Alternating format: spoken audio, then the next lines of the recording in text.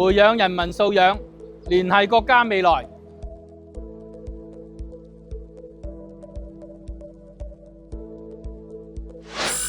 上一集我哋提到過有關廣東道嘅街名命名歷史，融合咗中文同埋英文翻譯嘅趣味性。香港仲有好多用中國地名嚟命名嘅街道嘅。今日同大家分享嘅就係其中兩條街，廈門街同埋汕頭街，都係喺灣仔，係香港較早時以內地城市命名嘅街道。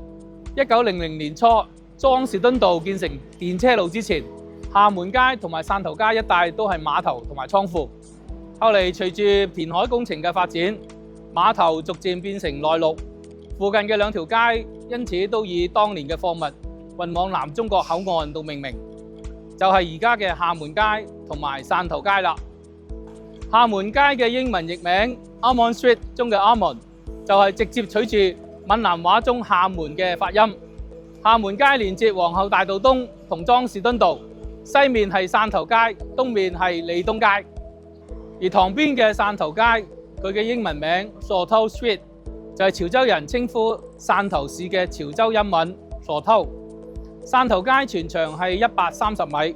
都係連接皇后大道東同埋莊士敦道。西面係大王東街，東面就係廈門街。但係只有北面嘅莊士敦道出口係可以俾車駛出駛入，南面連接皇后大道東嗰度係梯級，車係唔能夠直通嘅。汕頭街多數都係舊樓，不過好多已經係戰後重建咗啦。由2014年開始，廈門街同汕頭街慢慢就由以前寧靜嘅巷仔變成而家嘅食街。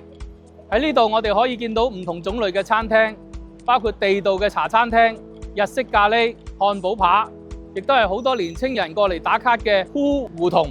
即係內地稱呼細街小巷嘅意思。廈門街同汕頭街分別同中國唔同地方有住特別嘅淵源，某種程度上係反映咗香港由古到今同中國有住密不可分嘅關係，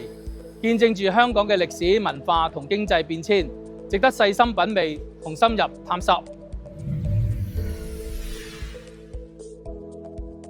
同學仔，考考你，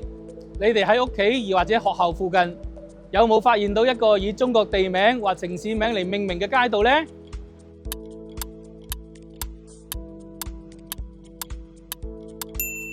其實香港仲有唔少以中國地名命名嘅街道嘅，例如北京道、南京街、漢口道、桂林街、